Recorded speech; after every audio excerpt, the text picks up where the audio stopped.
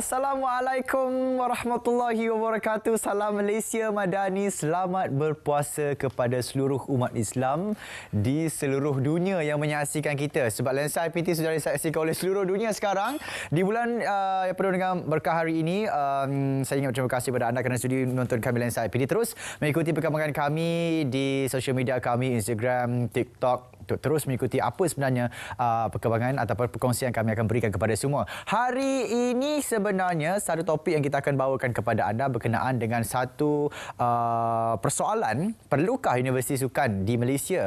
Sebab kita dah ada Universiti Teknologi, Universiti Kesenian, College ataupun Universiti Kesenian, Aswara dan Universiti Sukan kita tak ada. Tapi sekolah kita ada sekolah sukan, sekolah seni, Universiti Sukan menjadi persoalan hari ini. Mungkin ia boleh jadi penyumbang kepada ekonomi negara, mungkin juga ia hanyalah satu beban kepada negara. Mungkin persoalannya kita akan bawakan sebentar saja nanti bersama dengan 3 orang panel daripada UiTM, daripada UTM dan juga daripada UM. Kita akan bawakan kepada anda. Semuanya sebentar saja nanti. Kita akan berehat seketika, kembali selepas ini dalam Lensa IPT.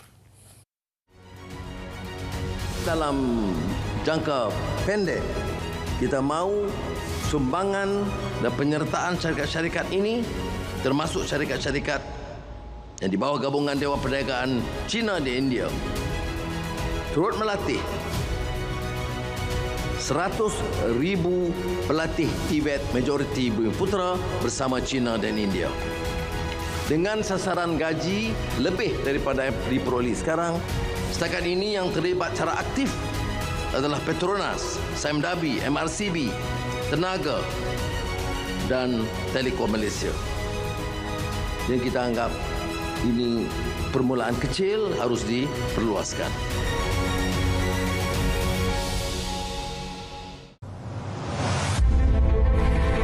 Pertandingan debat belia Piala Tan Sri Aisyah Ghani kini kembali dengan edisi ke-8 terbuka kepada semua mahasiswa di Malaysia. Kini berwajah baharu dengan menampilkan kategori utama dan kategori muda. Nantikan pertandingan debat belia 2024 Piala Tan Sri Aisyah Ghani. Seperti yang saya cakapkan tadi, perlukah Universiti Sukan di Malaysia? Pastinya persoalan tu bukan saya akan menjawab, tapi kita berikan panel di studio hari ini bersama dengan teknologis Dr. Hadafi Fitri Omar Latif, Pengarah Pusat Inovasi dan Teknologi Sukan Universiti Teknologi Malaysia UTM. Juga kita bersama dengan Dr. Muhammad Firdaus Abdullah, Koordinator Program Kerusan Sukan, Fakulti Sukan dan Sains Exercise Universiti Melaya UM. Dan di sebelah hujung sana kita bersama dengan Dr. Muhammad Zulkhairi Muhammad Azam, Pensyarah Kanan Fakulti Sains Sukan dan Rekreasi Universiti Teknologi Mara UiTM. Assalamualaikum kesemuanya. Waalaikumsalam. Alhamdulillah. Cakap pasal sukan ni, semua orang suka sukan lah kan? Ya, betul. Ada yang jadikan hobi, ada yang jadikan sebagai karier. Tapi doktor, cakap pasal Universiti Sukan ni, dia dah macam dia satu keperluan ke ataupun bebanan kepada negara?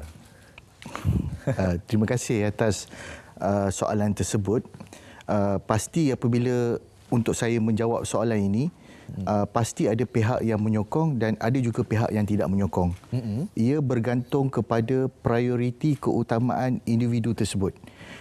Berdasarkan Google Form yang telah kita edarkan kepada penggiat sukan tanah air di Malaysia, hampir 90% bersetuju menyatakan penubuhan Universiti Sukan Malaysia. Jadi apa yang kita lihat di sini, ia berdasarkan fakta, bukan sekadar retorik semata-mata, dan kita ingin menyampaikan realiti semasa di mana perlunya Universiti Sukan di Malaysia. Tapi kalau kita cakap berkenaan dengan Universiti Sukan, mungkin sekarang ini lahirnya bakat-bakat atlet tempatan, wujudnya daripada mana tu? Mungkin Universiti Sukan tak ada, tapi kita dah ada Lee Chong Wei, kita dah ada Datuk Nicole David. Datangnya bukan daripada universiti. Jadi keperluan Universiti Sukan tu masih perlu lagi ke, Doktor? Baik. Kalau nak jawab daripada segi perlu atau tidak, kalau kita dah ada hasil-hasil yang sedemikian. Kalau saya boleh sorot sikit berkenaan dengan satu kewujudan Universiti Sukan di China. Beijing Sport University, 40 gold medalist yang lahir daripada Olimpik ataupun untuk Olimpik tidak datang daripada national athlete itu sendiri. Dia build up that talent lah. Di mana kalau kita tengok Lindan pun tak masuk dekat situ, hurdlers tu Liang tu pun tak masuk dekat situ. So kalau nak cakap daripada segi keupayaan, daripada segi melahirkan atlet, banyak kaedah. Tapi kalau kita cakap daripada segi untuk remain dan maintain that bakat ataupun develop, of course bila kita perlukan sesuatu tu, kajian tu dibuat. So that kajian is datang daripada idea sebeginilah untuk sukan tadi. Yang tu saya punya pandangan lah daripada segi keperluan tu tadi. Kalau ikutkan. Ya, kalau di barat mungkin ada beberapa universiti sukan yang dikhususkan. Kalau di China pun ada. Saya melihat itu sebagai negara yang besar. Doktor, kalau kita lihat di Malaysia, sebuah negara yang kecil, berbalik kepada soalan Dr. Hadafi tadi, keperluan ataupun beban universiti sukan ni, sebab kalau kita lihat sekarang, ya mungkin talent development untuk melahirkan bakat tu bukan semudah yang disangkakan, bukan juga perlu untuk mewujudkan satu universiti. Doktor? Okey, kalau kita nak cakap dari segi perlu atau tak, ataupun sukan ini adalah beban ataupun tidak. Okey, pada saya kita tengok kepada kesinambungan atlet itu sendiri. Okey, ada beberapa isu Minidat dah lama dah pun. Minidat kalau kata apa yang saya nampak adalah daripada praktis orang yang practitioner dalam industri sendiri banyak memberikan kerisauan bahawa atlet-atlet yang dia orang dah jaga selepas habis main apa jadi? Apa masa depan dia orang? So kalau kita wujudkan universiti sukan ni, okey, macam contoh kita dah ada fakulti sains sukan di UM dan di UTM. Okey, situ adalah antara ruang. Tapi kalau ada universiti sukan di sini, dia akan jadi lebih cantik sebab kita boleh centralize dia orang kat situ, and then kita boleh buat monitoring lagi senang. Coaches nak monitoring senang, ISN, MSN nak monitoring pun lagi senang. Dia orang nak keluar pergi main sukan pun tak ada masalah, tak ada yang menghalang. So at the same time, dia punya komitmen dari segi akademik, dari segi sukan terjamin seimbang. Kalau masalah sekarang, dia apa yang saya nampak di universiti, especially di UiTM, kita ada kekangan sikit nak lepaskan pelajar. Okay, so bila nak lepaskan pelajar pergi program, pergi tournament lama, kadang-kadang 2 minggu, 3 minggu. So bila dah jadi macam tu, budak kadang-kadang dia terpaksa ambil cuti SEM ataupun tangguh semester. So jadi masalah kan, kita macam tak menyokong pula. That's why UiTM, Fakulti Sains Sukan, ada wujudkan program, kita buat panjangkan tempoh. Especially untuk national athlete, dia masuk belajar, kalau kata dia rasa diploma tu 2 tahun, dia akan jadi lama sikit 5 tahun. So itu advantage, tapi itu yang ataupun minority lah yang kita boleh offer. Kalau ada lagi universiti sukan, maybe you can do more lah, lebih baik, lebih banyak lagi benefit. Apa saya nampak lah kat sini. Ya, saya berpandangan kalau universiti sukan ni, doktor, kalau kita wujudkan universiti sukan, saya cuba bayangkan bukan saja kita nak lahirkan bakat atlet dan sebagainya, tapi lebih kepada mungkin penggerak, contoh dari bidang teknologinya. Mungkin UTM sendiri dah juara bidang teknologi.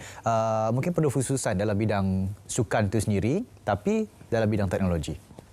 Ya, sudah pasti apabila kita bercakap tentang penubuhan Fakulti Sains Sukan ini, ia adalah bukan satu jalan yang mudah. Seperti yang baru-baru ini diumumkan oleh PMX kita, kerajaan telah menganugerahkan sejumlah 20 juta kepada UTM untuk penubuhan Fakulti AI. Itu baru sahaja penubuhan, belum lagi dari segi pengoperasian dan sebagainya. Ia merupakan satu jumlah yang lagi besar apabila kita nak menubuhkan fakulti yang baru. Jadi apa yang saya boleh ambil contoh kepada soalan tadi, contoh yang paling baik apa yang berlaku di UTM sendiri, sebagai contoh Akademi JDT. Pelajar-pelajar tingkatan 1 hingga tingkatan 5 ditempatkan di dalam Universiti Teknologi Malaysia, di mana pelan strategik yang dilakukan oleh JDT dan UTM ini adalah sangat baik kerana menjimatkan kos yang tinggi, di mana mereka tidak perlu menubuhkan, tidak perlu membina bangunan yang baru, tetapi menggunakan apa yang sedia ada. Dan kepada soalan yang tadi juga berkenaan boleh tak kalau contoh apabila UTM menubuhkan Fakulti AI, itu juga adalah salah satu usaha yang kami ingin lakukan, ingin memperkasakan sports teknologi, di mana sekarang ini di mana kerjasama di antara Institut Sukan Negara dengan UTM Space kita akan menubuhkan sijil profesional teknologi sukan. Bermaksud di sini dengan adanya kerjasama ini, kerjasama strategik yang dirancang secara baik, ia win-win situation kepada semua pihak. Saya lihat AI kita boleh nampak dia punya kebergantungan kita kepada AI. Tapi sukan ini, doktor, saya rasa kebergantungan kita dengan sukan ni, kalau rasa mungkin nak diet, satu yang pertama, mungkin yang kedua sebab ikut kawan-kawan. Itu antara sebagai orang biasalah, orang awam kepada sukan. Jadi kebergantungan tidak menunjukkan kita ni memerlukan dengan sepenuhnya universiti sukan itu. Apa antara langkah-langkah kita untuk kita nak jadikan Malaysia ini perlu satu universiti sukan? Baik. Bila bercakap balik semua soalan yang pertama tadi, keperluan tu tadi, kita lihat daripada segi, of course, dari segi ekonomi itself lah. How can sukan ataupun bagaimana sukan itu sendiri boleh menjadi salah satu industri yang besar. Kalau kita lihat sendiri daripada segi global punya pendapatan, industri sukan boleh menjana daripada 471 bilion USD kepada 1.4 trilion USD. That's a global punya part. So, kalau dah itu pula, daripada 10 industri yang terbaik di dunia, sukan masih lagi diletakkan dalam top 10. Top 10 tu tangga yang ke-9, which is elemen-elemen sedemikian kita boleh dapatkan dan jadikan salah satu asas. Inilah kepentingannya penubuhan universiti ini. Sebab kita tak cakap pasal talent, sebab tadi dah cakap sekolah sukan ada, kita dah cakap pasal sekolah seni ada. So that talent is come from there. This one kita nak try develop. Kita pun tak tandus daripada segi ahli-ahli sukan yang berjaya. Doktor pakar bedah dah ada, jurutera Boeing dah ada. That's why semua datang dari, not semua, tapi atlet-atlet itu dah membuktikan sesuatu. So lebih spesifik, benda ni tak jadi satu kata orang one off. Dia akan berterusan. Kalau program macam mana Dr. Hadi cakap tadi, remain. Benda tu cantik kita buat macam itulah. Itu saya punya ni lah. Saya bukan skeptikal, saya membawa suara daripada rakyat juga yang mereka memandang mungkin fakulti sains sukan, fakulti sukan ni mungkin kalau di sekolah lah kan, kita boleh kategorikan contoh kalau ada 10 kelas dia kelas yang belakang. Okay, budak-budak kelas belakang. Jadi itu dah ada satu skeptikalism. Maksudnya siapa yang masuk sains sukan ni adalah pelajar-pelajar yang mungkin tak ada kejayaan, tak ada tu. Saya rasa itu tak benar. Pendapat doktor pula macam mana? Okay, kalau kita nak katakan bahawa konteks sukan ni banyak dipelopor oleh pelajar-pelajar yang kurang cerdik lah kata.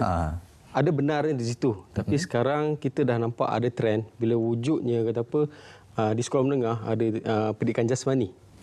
Saya sukan pelajar ambil saya sukan pada tingkatan 4 dan tingkatan 5. So dah nampak dah pelajar-pelajar yang ada intellectual. So dia ada minat ke arah situ. Cuma yang jadi masalah adalah culture kita, budaya kita, amalan kita. Orang kalau nampak, kalau dengar, budak sukan apa? Kalau dulu saya masuk belajar dulu, orang akan kata apa? Oh, tu main gelorotan lah tu. Lari keliling padang. Main gelorotan kata, rasa hinanya kata. Padahal we are learning something. Kita pun belajar pasal sains. Kita belajar pasal pengurusan sukan. Kita belajar pasal fisiologi, pasal biomekanik. So semua benda ni adalah sangat penting. Especially utamanya untuk pembentukan, untuk pembangunan atlet itu sendiri. Cuma masyarakat tak nampak, masih ada stigma, macam masih ada skeptikal lah macam apa saya cakap kan. So yang tu yang kena ubah, dan bila nak ubah pemikiran manusia ni bukan senang. Itu yang cabarannya tu kan? Ya, itu. Saya setuju dengan doktor. Culture kita sebenarnya tak memihak kepada bidang sukan. Dan ketiga panel hari ini kita bawa untuk kita mencerahkan lagi apa sebenarnya pandangan ataupun hala tuju sains sukan ataupun industri sukan dalam negara. Tapi kita akan cakap lebih lanjut berkenaan dengan universiti sukan. Selepas ini kita berehat seketika. Jangan ke mana-mana.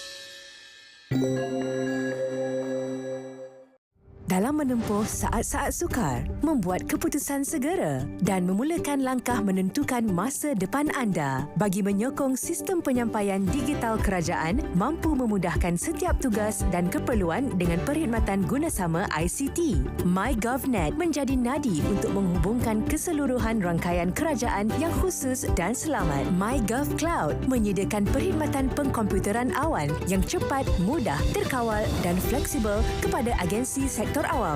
MyGPKI pula menyediakan perkhidmatan berasaskan keselamatan ICT agar transaksi kerajaan dilaksanakan dengan lebih selamat dan berkesan. Untuk perkhidmatan komunikasi dan kolaboratif bersepadu, kami sediakan melalui MyGov.UC. Di mana sahaja, perkhidmatan gunasama ICT memacu transformasi sistem digital kerajaan untuk manfaat kepada rakyat.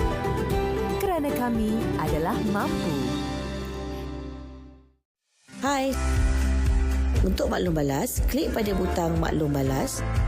Hanya dengan 2 langkah mudah untuk membuat aduan atau maklum balas iaitu langkah 1, jenis aduan. Masukkan jenis, tajuk butiran, kategori dan lampiran sekiranya ada. Kemudian, masukkan maklumat peribadi anda seperti nama, nombor kad pengenalan, nombor telefon dan email.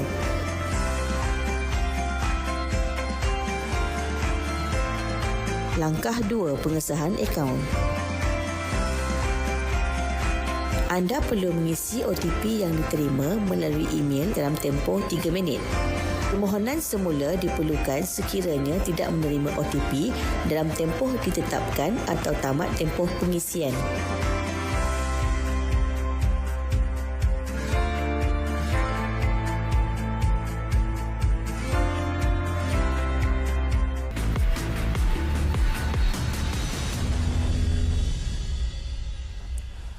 Masih lagi membawa persoalan yang sama, perlukah universiti sukan di Malaysia? Tadi kita sudah bereskan hal apa yang kita boleh lakukan daripada universiti sukan. Adakah ia memberikan satu menjawab kepada persoalan keperluan itu sendiri? Adakah ia mendesak untuk diadakan ataupun ia sekadar ada je doktor? Sebab kalau sekarang ni sukan kita masih lagi rancak untuk melahirkan atlet yang berbakat, atletik yang bukan sahaja atlet tapi boleh membawa nama Malaysia ini dapat gold medal, pingat emas sebagainya. Mungkin tadi kita dah bereskan soal melahirkan bakat-bakat sukan mungkin dalam bidang teknologi dan sebagainya. 1,300 institusi TVET yang diperkenalkan tahun ini perlu memberikan satu gambaran yang baru berkenaan dengan isu TVET, doktor. Sains sukan ataupun sukan, bidang sukan dengan TVET. Apa hala tujuannya, doktor? Okey.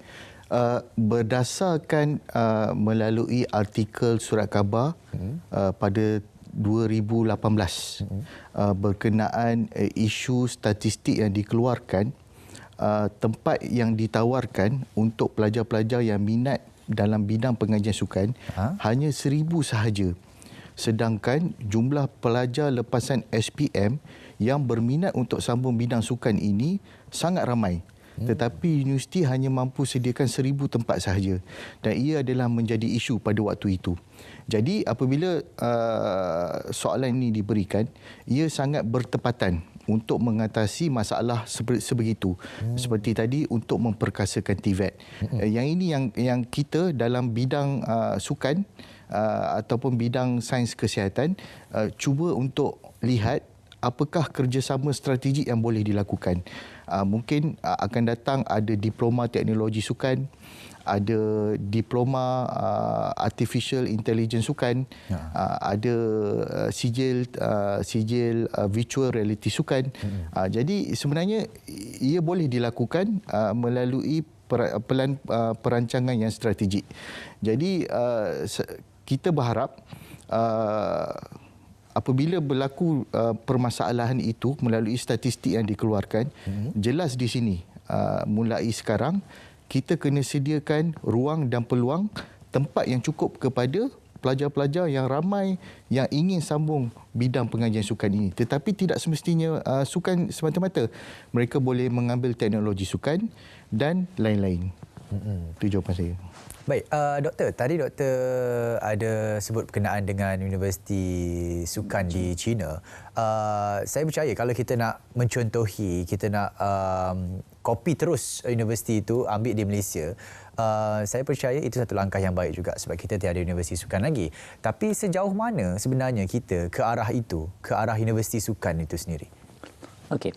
Beijing Sport University ni kalau tak silap saya pada lawatan saya 2015 dah lamalah, tapi saya tak tahu sampai masih kekal atau tidak dia punya pendirian, yang satu-satunya universiti di China yang dibiayai penuh oleh kerajaan.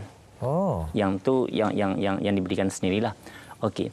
Sekarang ni pula kalau kita ambil kita punya environment sekarang, which is university, a part of that kena generate income sendiri, kena buat pendapatan sendiri. So kalau nak lihatkan daripada sisi ni, beban kita lebih tertumpu kepada mengharapkan sumber-sumber keuangan daripada kerajaan pusat ataupun daripada mana-mana lah. Cuma kalau nak ambil cerita daripada segi kopi daripada Beijing Sport University itu sendiri, saya rasa kalau nak ambil satu sedikit kelebihan, Beijing Sport University ni dia dah ada employability plan, which is apa yang dibuatkan semua expert yang mencapai indikator-indikator tertentu remain dalam Beijing Sport University. Tapi semua graduan-graduan dia yang tak dapat memenuhi kehendak tu, dia akan tebarkan seluruh China. So di mana masuk memang dah ada space untuk bekerja dan sebagainya. So kalaulah acuan itu dapat dibuat dengan mengambil kira, kalau kita ambil QS ranking, kita ada 5 area. Kita ada Heart and Humanities, kita ada Engineering dan Teknologi, kita ada Life Science and Medicine, kita ada Natural Science dan kita ada Social Science. Kalaulah 5 area dalam QS ranking ni dapat kita relatekan dengan sukan, maka saya rasa tak ada masalah untuk atlet tu memilih. Sebab tak semua yang nak masuk sport science, tak semua yang nak masuk sport management. Dan mak ayah dia orang pun perlukan juga dia ni nak jadi engineer. So that's the point macam mana Dr. Dafi cakap tadilah. Baik.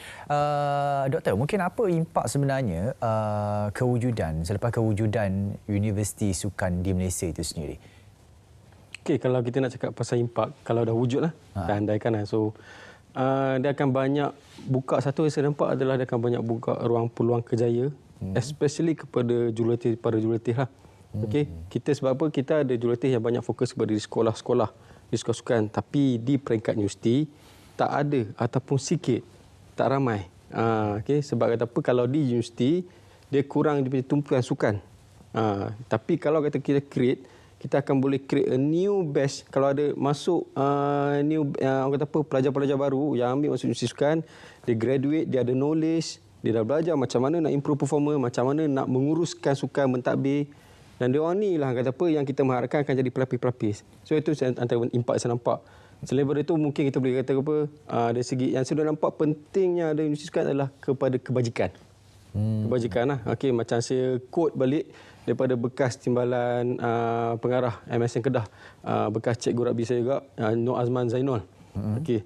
Dia bercakap, dia mensuarakan kebimbangan dia, kalau pelajar-pelajar SUKMA dia yang ada sekarang pada masa dulu, okey, selepas habis SUKMA, apa halu tuju dia orang? Apa halu tuju? So budak-budak ni dah habis main SUKMA, dah habis contribute main berbagai semua, dah sakit injet pun semua bagi, tapi end up masa depan dah habis SUKMA, habis lah. So tak ada continuity kat situ. Tak ada pula kita nak bagi something pada diorang. So kalau di universiti, untuk future diorang, at least kita dah secure sikit. Dah secure sikit. Diorang dah ada degree, ada diploma simpan untuk diorang. Itu saya nampak lah. Baik. Doktor, kita juga ada badan-badan sukan. Contoh ISN, MSN dan pelbagai lagi. Kita ada BM, FAM. Kalau wujudnya universiti sukan, apa yang terjadi dengan mereka ni sebenarnya? Adakah maintain, remain, ataupun ialah kolaborasi mungkin akan ada, tapi universiti sukan dan juga badan-badan sukan yang lain tu? Sudah pasti kita akan bekerjasama dengan erat. Kalau Syai tengok sinarai 10 buah negara maju, kalau kita nak bandingkan antara US dengan Germany, mungkin kita jauh ketinggalan lah. Itu adalah memang negara maju. Kita ambil contoh yang paling dekat, Jepun, Korea, China. Mereka sudah mempunyai universiti sukan tersendiri dan mereka bekerjasama dengan institut sukan mereka dan mereka bekerjasama dengan Persatuan Bola Sepak negara mereka untuk menghasilkan jago-jago dunia dan jago-jago Olimpik. Dan kalau kita lihat skop yang lebih kecil di Asia Tenggara, kalau saya tengok negara-negara jiran kita, Singapura dah berjaya menghasilkan emas Olimpik melalui Josette Skolin acara renang. Filipina dah berjaya menghasilkan emas Olimpik melalui acara angkat berat. Thailand melalui acara taekwondo dah berjaya melahirkan emas Olimpik. Kemuncak kejayaan sukan adalah mencapai emas Olimpik dunia ataupun emas kejohanan dunia. Untuk mencapai perkara tersebut, kita perlu ada plan strategik di mana kerjasama erat, kembali semula kepada Yang Azhar, kerjasama erat bergerak secara berpasukan. Dalam kita menggerakkan sebuah kapal terbang, kita tidak hanya memerlukan pilot. Kita perlukan pilot, kita perlukan jurutera, kita perlukan pramugara, kita perlukan trafik. Jadi kerjasama yang erat ini, saya yakin akan menghasilkan dan memecahkan kebuntuan yang ada sekarang ni di Malaysia. Kita masih belum berjaya mencapai emas Olimpik. Dan kalau kita lihat statistik, pemain-pemain atlet harapan kita, mereka juga adalah pelajar universiti. Datuk Azizul Hasni Awang, Datuk Pandalela Rinong, mereka adalah merupakan pelajar universiti. Jadi sudah tiba masanya. Kita dah tak boleh ketinggalan lagi dan kita kena bergerak laju untuk perkara ini. Itu jawapan saya. Baik. Dr. Daus, tadi doktor ada mention berkenaan dengan Singapura, Filipina yang sudah dapatkan gold medal. Tapi sedar tak sedar dua negara itu tak ada universiti sukan lagi. Maksudnya mereka bergantung kepada badan sukan sahaja. Tapi sekarang kita, mungkin kalau kita imbas mungkin 10-15 tahun yang lalu, kita dah sumbangkan gold medal dengan banyak. Tapi sekarang ni agak kurang sikit. Ke mana sebenarnya kita punya hala tuju sukan? Sebab kalau ikutkan dulu pun tak ada juga universiti sukan. Sekarang pun mungkin penekanan kita dah ada road to goal dan sebagainya, tapi masih lagi pencapaian tu tak seperti yang dulu, Doktor. Okey. Kalau tak silap saya, Tan Sri Datuk MJ Gateson, kita panggil dia Flying Doctor. Okey. Pada bukan sekarang 10, 15, beyond that lagi. Tan Sri pernah bercakapkan tentang sportman Malaysia pada masa itu, atlet Malaysia pada masa itu berjaya adalah kerana kudrat. Tenaga yang ada. Okey. That elements yang pada masa itu kita sering juga cakap pasal sejarah mengapa Malaysia boleh layak ke Olimpik. Kita juga pernah cakap Malaysia pernah kalahkan Korea Selatan. Hoki sekarang ni juga Thailand pun Singapura pun dah boleh main jentik-jentik sikit dengan kita because of that. Tapi kita still remain dekat tempat kita dan it's not selesa, tapi kita masih lagi dekat tempat kita. Kejayaan tertinggi pun mungkin dekat Sukan Commonwealth dahulu 1998, incoming wallahu alam lah. So that's point of view. Kalau ditanyakan kepentingan kajian-kajian, kepentingan penyelidikan ni tadi yang membolehkan benda-benda ni kita boost up. Kalau tak, kita remain dengan apa yang kita ada, lepaskan pada coaches, lepaskan kepada majlis sukan tertentu, institusi sukan tertentu, tanpa ada kolaborasi. Cuba bayangkan kalaulah kata Dr. Hairi tadi, jadinya universiti sukan ni, kita tak ada lagi terkapai-kapai nak kait sana, nak kait sini. So kita ada satu referen yang kukuh, kita ada satu referen yang kita rasa boleh digunakan tanpa diragui untuk bantu. Then apa yang ada pada apa yang ada pada coaches ni tadi, kita dapat polish lah dengan baik berdasarkan kajian. Saya percaya word sukan menyatukan tu memang digunakan sampai ke hari ini. Doktor, kalau bagi percentage, berapa jauh ataupun berapa lama lagi kita akan wujudkan universiti sukan? Okey, kalau tanya persentif berapa lama wujudkan. Saya suka untuk berpijak di bumi yang nyata. Okey, kalau kita banyak cakap tapi lebih berangan-angan sembang kopi. Tapi kalau ikut pada keadaan sekarang, sekarang ekonomi dunia tenat. Kalau macam kata apa, dia semua pensyarah dah pun tahu bajet PTA pun dah kena kerat, kena potong. Itu kita faham. Kita faham, okey, sebab kata apa, kekangan kewangan masing-masing, ekonomi sekarang.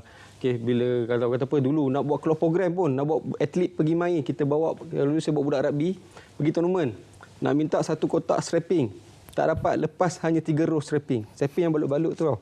Kalau dapat 1 row nak balut apa kata kan? Kotak air dapat 1 saja dulu. Itu kalau dengan orang yang tak faham sukan. Kita dapat orang yang administrator yang tak faham sukan, keperluan sukan. Tapi kalau kata dari segi percentage, I would think about maybe it takes a few more years, beberapa tahun lagi. Okey. Yang mana tahun? bila kita dah start 10 tahun? It can be 5 to 10 years. Okay, ataupun kita boleh mula dengan yang kecil dulu. Ya, betul. Tak perlu untuk kata apa kita nak bombastik besar satu berapa puluh ekar, berapa ratus ekar punya universiti. So tak apa, at least kita dapat mulakan yang pelan-pelan yang kecil dulu, fokus yang tu dulu, and then kita build up dari situ baru boleh kembangkan. Tapi jawab balik pada saya soalan, maybe it takes dalam 5-10 tahun lah kata, ataupun it can be more than that lah, tengok pada ekonomi. InsyaAllah kita nak tengok apa antara perkembangan ataupun kesediaan pensyarah-pensyarah untuk apabila mungkin wujud Universiti Sukan nanti. Tapi kita akan berehat seketika, kembali selepas ini dalam Lensa IPT.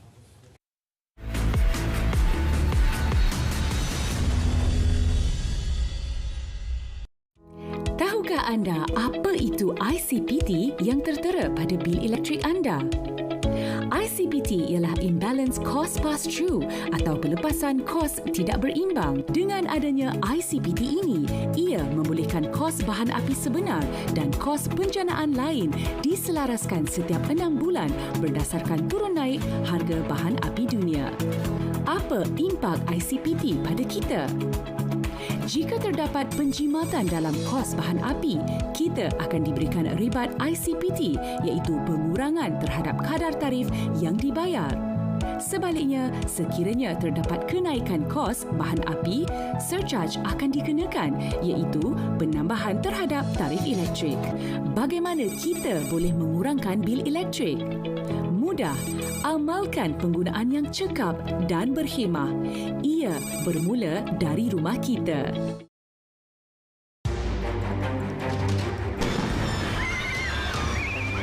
Kerajaan Malaysia melalui Kertas Putih di Parlimen telah mengisytiharkan bahawa ISIS, IS atau Daesh adalah sebuah kumpulan pengganas.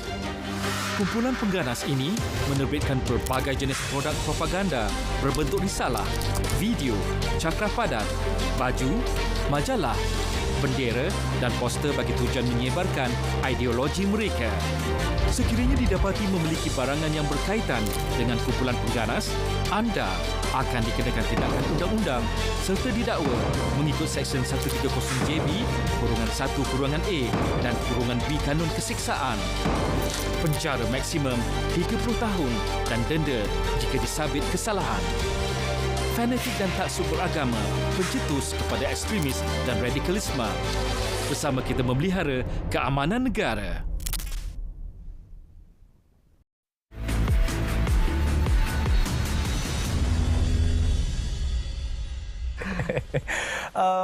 Kalau kan tadi kita sebut berkenaan dengan berapa lama kita bersedia ataupun kita nak wujudkan sebuah universiti sukan, Doktor. Sekarang ni, Doktor, kalau esok kita wujudkan universiti sukan, lusa masuk kerja, bersedia tak? Berat soalan. Berat soalan. Kata Dekan Fakulti Teknologi Sukan, katakan, bersedia atau tak, Doktor?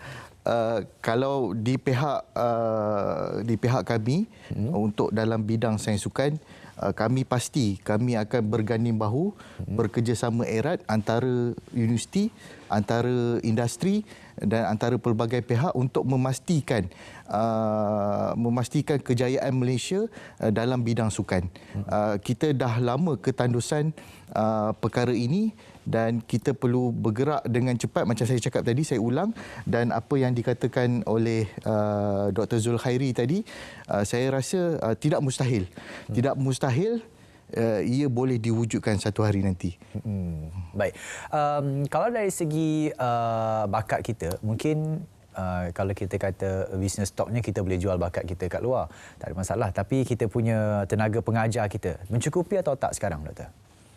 Untuk penubuhan universiti sukan, kalau saya ambil pandangan Dr. Hairi tadi, kecil-kecilan tu saya rasa enough, sebab kita bukan ada di Lembah Kelang sahaja. Tenaga-tenaga ni, Johor, Kelang, Lembah Kelang memang ramailah. And then UiTM sendiri pun dah ada beberapa cawangan yang ada fakulti sains sukan. So saya rasa untuk, bukan maksud saya menarik semua tenaga kerja tu kat sini, tapi untuk bidang kepakaran tu saya rasa boleh diteruskan dengan apa yang ada lah.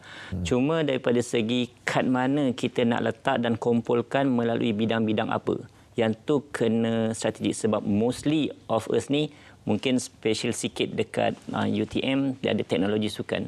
Tapi antara kami ni, sport management dan science exercise ataupun sains sukan sendiri tertumpuk pada dua bahagian. Macam saya cakap tadi, balik kalau kita lihat 5 bidang tu tadi, pernah tak kita terfikir macam mana sastra tadi kita boleh masukkan dalam sukan? Pernah tak kita terfikir macam mana ada sendiri kursus sarjana muda kejuruteraan sukan? So, elemen ini kalau dapat masuk, maka saya rasa lebih seronok dalam mewarnai universiti sukan itu sendiri. Kalau tak, dia jadi sains sukan lagi, sport management lagi. Mak ayah pun rasa risau nak hantar mak anak. Ni nak jadi apa? Skeptikal dia dekat situlah. Yang tu saya punya pandangan lah. Baik. Universiti sukan ataupun kalau kata Dr. Zulkhairi mula dengan kecil-kecilan, saya tukarlah sikit kolej sukan. Jadi daripada universiti sukan ataupun kolej sukan itu tadi kecil-kecilan, kita nak mengembangkan dia. Mungkinlah kalau kita wujudkan satu universiti sukan itu sendiri, berapa lama sebenarnya pengembangan bakat tu akan mengambil masa? Kalau tahun depan, adakah hasilnya akan dapat mungkin 3 tahun, 4 tahun atau makan masa 10 tahun, Doktor? Okey, kalau nak cakap dari segi pengembangan bakat lah, ataupun dari segi kita nak improve performance prestasi atlet, tak perlu ambil masa lama pun sebenarnya kata. Tapi kalau kata sebab kita dah ada expertise, kita ada pakar. Okey, macam di UTM, di UM, di UiTM, di USM, UPM, kita ada banyak ramai pakar. So pakar-pakar ni boleh membantu macam mana nak decide nak bangunkan prestasi atlet ni. Boleh jadi masa bulan ataupun tahun, kita dah boleh tengok hasil dia dah. Tak perlu lama, at least 3-4 tahun. Itu bergantung pada long term program lah. Tapi kalau bila you dah dalam universiti sukan tu, dalam fakulti sendiri, kita dah boleh fokus you sebagai one of our subject, our athlete, dan kita boleh tolong untuk tengok kat mana yang kita nak improve. Dari segi mental ke, dari segi punya physical part ke, fisiologi ke. Yang tu it doesn't take long time lah, kata apa. So pada saya untuk tengok hasil tu sebenarnya tak lama, tak perlu pun 3-4 tahun. It can be months ataupun weeks lah kata. Months lah kata kalau doktor selamat kata. Lebih kurang lah berbulan lah masa dia. Tak lama. Doktor, ini ada kawan kita di Facebook nyatakan soalan, industri sukan Paralimpik ataupun sukan para. Kalau kita lihat sukan sendiri, universiti sukan, kita dah fokuskan berkenaan dengan pengelubuhan universiti sukan, hebat universiti sukan, ada hala tujunya. Sukan para, adakah hala tujunya sama seperti sukan biasa, Doktor?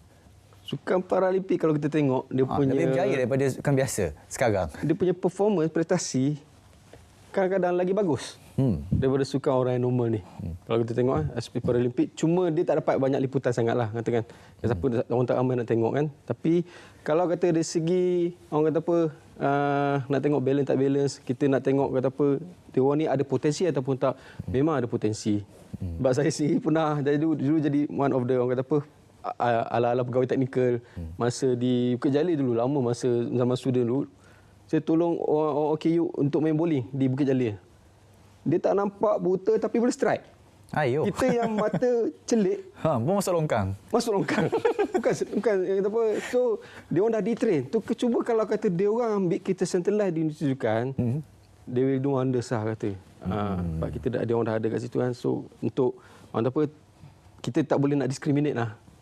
Yang Paralimpik dengan yang bukan Paralimpik. Paralimpik ni pun kalau kita tengok, dia orang banyak bagi sumbang pingat sebenarnya. Lebih banyak sebenarnya. Ya, betul. Kalau saya celah sikit, pingat tu tadi kita mungkin dapat tahu siapa yang jutawan sekarang. Oh, siapa? Ziyad dah jutawan. Ya, betul. Saya pun belum lagi. Macam mana? So, that's point of view yang katanya tadi is not discriminate. Tapi kekurangan ataupun sekarang ni back to culture itself, how that we menghormati ataupun mengiktiraf kejayaan-kejayaan tu. Kita cerita pasal normal punya kehidupan, macam mana pandangan kita terhadap orang-orang yang ada yang tafsirkan kelainan upaya, ada yang tafsirkan kurang upaya, ada yang tafsirkan kelebihan upaya. So that's point of view yang kita dapat back to culture tadilah. Sebab kata Dr. Hairi tadi nak develop culture bukan senang. So itu yang tadi. Tapi daripada segi kemajuan, kalau dapat dikumpulkan sekali dalam universiti sukan ini tadi, insya-Allah saya rasa benda tu tak jadi satu masalah pun. Untuk saya tambahkan sedikit. Tambah. Kalau dalam syarat MQA itu sendiri, di dalam bab 5, bahagian fasiliti, memang kita kena sediakan fasiliti untuk orang kurang upaya. Jadi di mana sebenarnya mereka ada di dalam perencanaan kita. Bukan bermaksud bila satu hari nanti wujudnya Universiti Sukan tak ada, Paralimpik tak ada kan. Maksudnya semuanya dah memang dirancang bersama, libat sama dalam IPT. Baik. Kalau kita lihat juga tenaga pengajar sukan biasa sudah pun ada dan Dr. cakap sudah pun mencukupi untuk kita wujudkan satu universiti sukan. Mungkin kerjasama dengan luar, kita nak panggil bakat luar ke ataupun cikgu-cikgu tenaga pengajar daripada luar ke ataupun cukup di Malaysia, Doktor? Okey, yang ini sebenarnya memang kita telah di bawah Institut Sukan Negara. Mereka menjalankan sijil sains sukan tahap 1, tahap 2 dan tahap 3. Dan mereka telah melakukan training of trainer kepada semua penggiat industri sukan untuk menjadi tenaga pengajar di seluruh Malaysia. Pada satu ketika dulu, agak sukar untuk bekas-bekas atlet ini untuk menyambung pengajian. Akan tetapi ASN telah mewujudkan kos-kos tersebut untuk memberi ruang kepada bekas-bekas atlet yang dahulu mengambil sijil-sijil tersebut. Dan berdasarkan soalan tersebut, sebenarnya kita tidak ada masalah. Memang perkara tersebut telah berjalan di Malaysia, di mana kerjasama di antara pensyarah dan industri sukan untuk mengajar sains sukan tahap 1, tahap 2 dan tahap 3 di seluruh Malaysia. Jadi memang kerjasama industri itu memang amat erat di antara kami. Doktor, kalau kita ikutkan, ada beberapa sukan, jenis sukan yang kita kata top lah. Contoh badminton, bola sepak, tenis, squash dan lain-lain lagi. Adakah 3 sukan ni, kita ambil 3 sukan ni lah, squash, badminton dan juga bola sepak. Adakah bila wujud nanti universiti sukan perlu diberi penekanan kepada 3 jenis sukan ini dulu untuk kita dapatkan impak dengan pantas? Saya balik kepada fungsi penubuhan dan hasrat kepada penubuhan universiti sukan tu. Kalau dikatakan pasal bola sepak, mungkin akan saya cakap takut ada bola sepak marah pula. Bola sepak ni dah kekal sebagai sukan nombor 1 dunia, bukan Malaysia aja, dunia. Kita cakap apa sekalipun dia tetap kekal kat situ. Kalau cerita daripada pasal populariti, CR7 contoh Cristiano Ronaldo kalau kita ambil, dia punya followers dia 600 million. Which is satu post dalam IG dia boleh generate 4 million. Yang tu dia punya part lah kalau kita ambil bola sepak. Tapi kalau nak cakapkan dari segi fungsi macam mana develop, saya lebih suka sukan yang dah sedia ada, yang bukan daripada sukan popular. Kalau saya punya personal lah. Sebab contoh macam Paralimpik tadilah kalau kita ambil.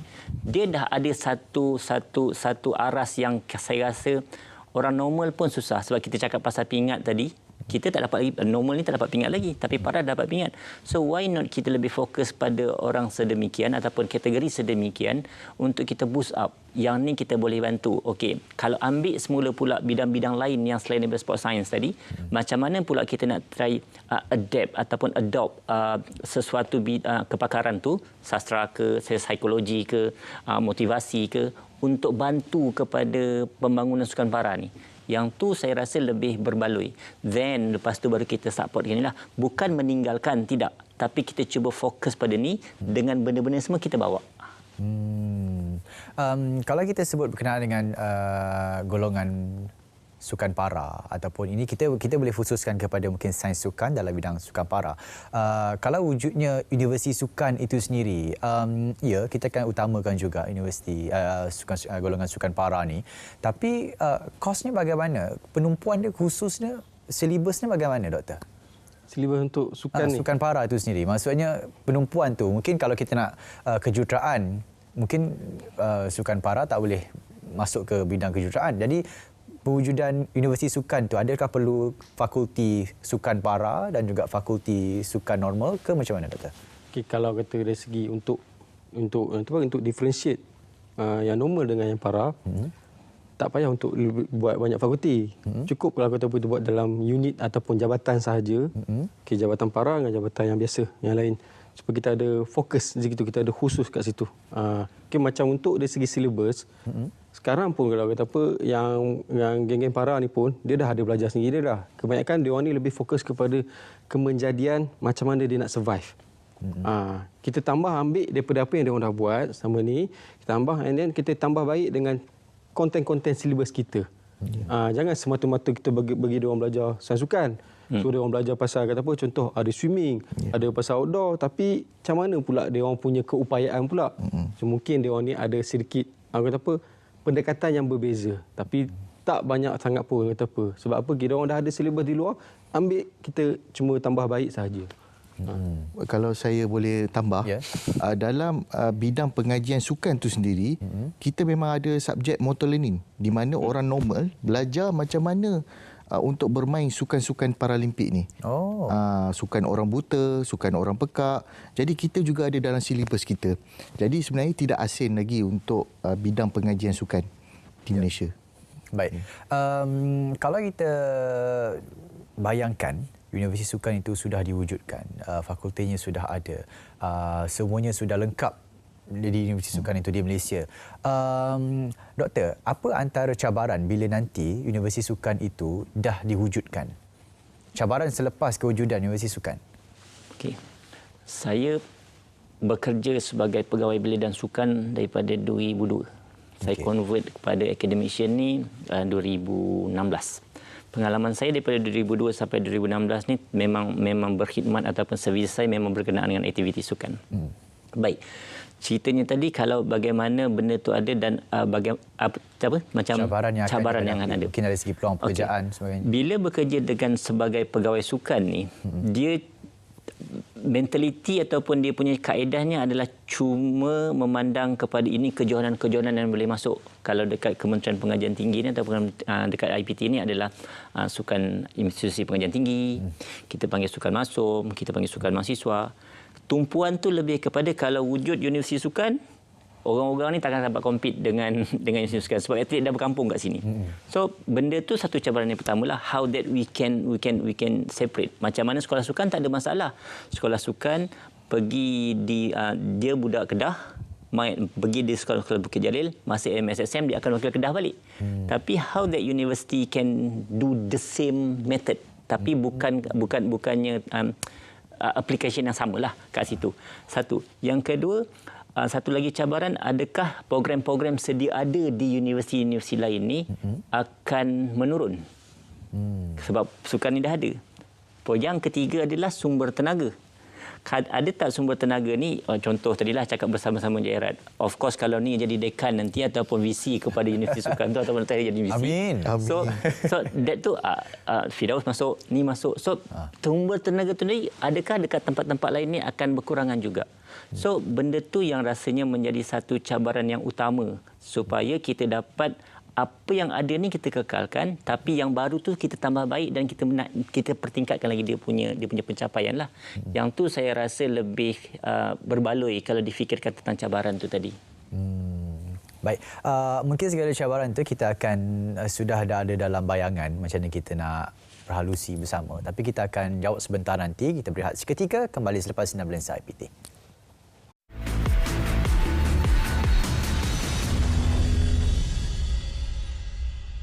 Kita patut jadi negara sihat. Islam itu menekankan keperluan menjaga kesihatan. Tapi Malaysia nombor 1 dari segi penyakit kerana menelan, menghirup gula berlebihan. Kita perlu lihat bukan hanya gula putih kita ambil ni, tapi kita perlu lihat gula-gula yang tersembunyi. Contohnya kalau kita ambil makanan-makanan bertin, dalam tu dah ada gula dah. Kita ambil pula sos cili, sos tomato dan sebagainya, dalam tu pun dah ada gula. Kita pergi pula dekat kedai nasi kandar, bahkan pula yang berkuah-kuah semua kan, dalam tu pun dah ada gula tambahan.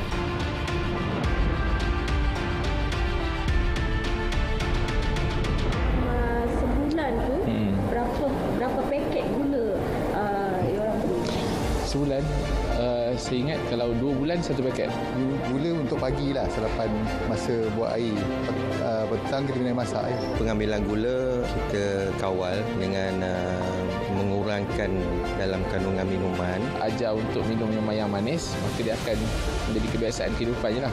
Tapi kalau daripada awal kita untuk minum minuman yang tak manis, okeylah, tak ada masalah. Saya merasa sunyi dan perasaan sedih berpanjangan. Saya sering menyalahkan diri dalam setiap permasalahan. Saya kerap mempunyai pandangan negatif terhadap diri sendiri. Awas!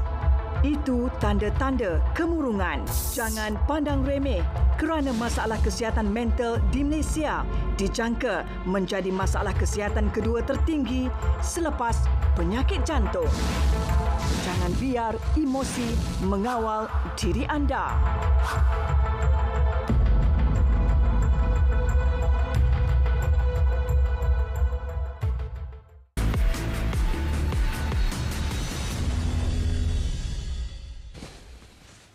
Kita pun sudah berada di penghujung, hampir penghujung rancangan Lensa IPT. Soalannya, perlukah Universiti Sukan di Malaysia? Doktor, secara jujurnya awal tadi, saya skeptikal juga. Mungkin tak perlu Universiti Sukan. Kita dah ada Badan Sukan, Majlis Sukan yang mencukupi. Kita pun sudah mencapai prestasi yang baik juga dalam industri sukan.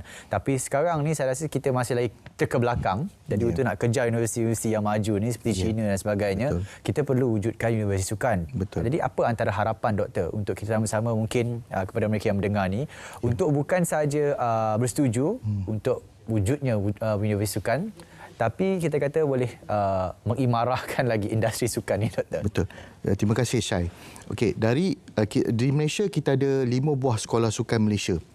Okey, daripada 5 buah sekolah sukan Malaysia ni, sebagai contoh, katakan dia lepasan SPM.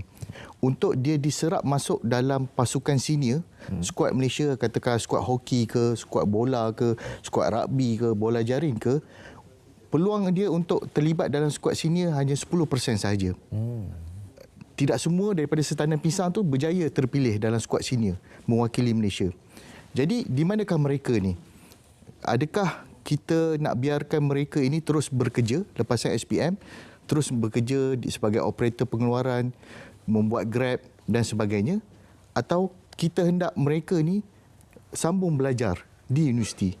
Kerana sayang, bakat yang dah ada ni, kalau dijaga dengan baik, digilap dengan baik, pasti akan memberi sinar cahaya kepada kita.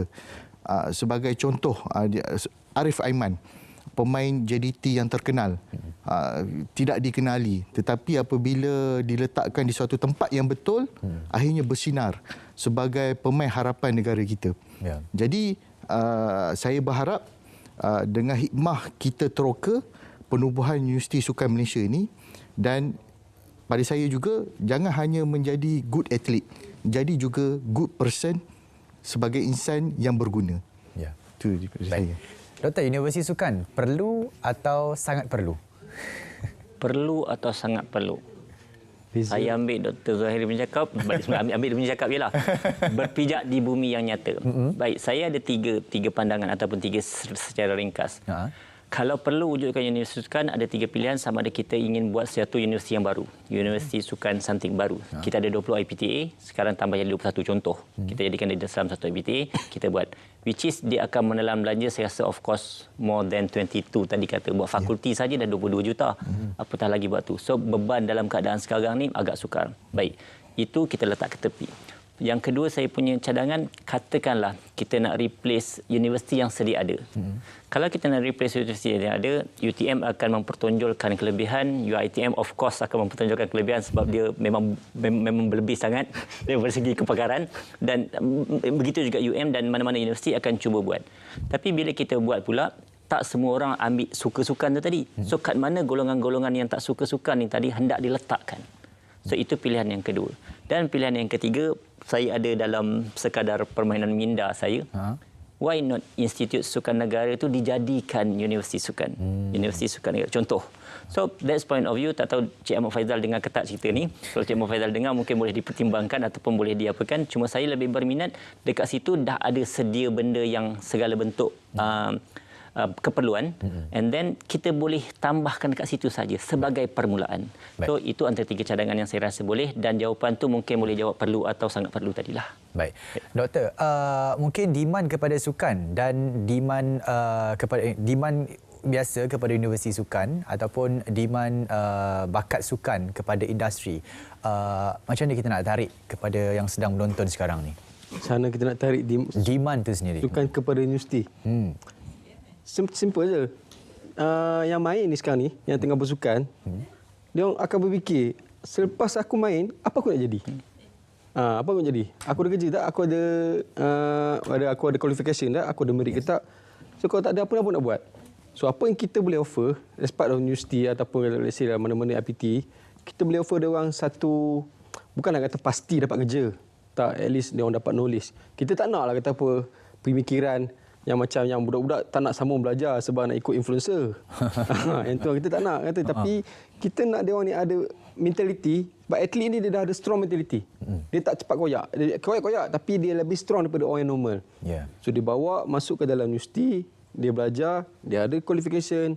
InsyaAllah rezeki ada. Rezeki ada. Cuma masyarakat dengan big player industri kena bantu sama lah. Tak boleh nak harap kepada universiti sahaja.